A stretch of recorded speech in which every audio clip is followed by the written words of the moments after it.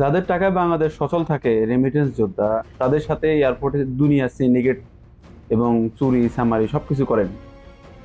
এবং মোবাইল কয়টা নিব না নেব সেটা নিয়ে আপনার চুলকানি। দেশে যে যারা এত টাকা আত্মসাৎ করতেছে বা দেশে যে এরকম সাদাবাজি বা অনেক কিছু হইতেছে, তারা কি আপনার বাপ চাচা জেডা লাগে নাকি?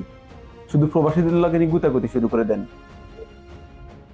প্রবাসীদের জন্য এত আইন, এই যে এই জিনিসটা দেখেন, বলতেছে 60 দিনের ভিতরে আপনি যদি থাকেন বাংলাদেশে তাহলে আপনার মোবাইলের রেজিস্ট্রেশন করা লাগবে না। 60 দিনের বেশি থাকতে তোর বাপের দেশ নাকি এটা?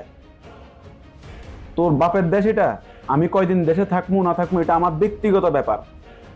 আমার হাতের ইউজ ফোনটা আমি আবার রেজিস্ট্রেশন করা লাগবে 60 দিনের বেশি থাকলে? আবার বলে 60 দিনের বেশি থাকতে পারবে না প্রবাসীরা, কথাটা এটাই বুঝাইছে না? দেশে যদি বড় নেতা খেতা দলীয় কোনো ব্যক্তির কোনো কিছুই শিখতে পারেন না, আর প্রবাসীদের সাথে আসেন সব আইন কানুন লাগু করার জন্য, তাই না? আজকে এতদিন আন্দোলন করে কি কি উন্নয়ন হয়েছে এয়ারপোর্টের? কি পরিবর্তন আনছেন আপনি? হোক হুন্ডি, নট ব্যাংক, লাগাও হুন্ডি।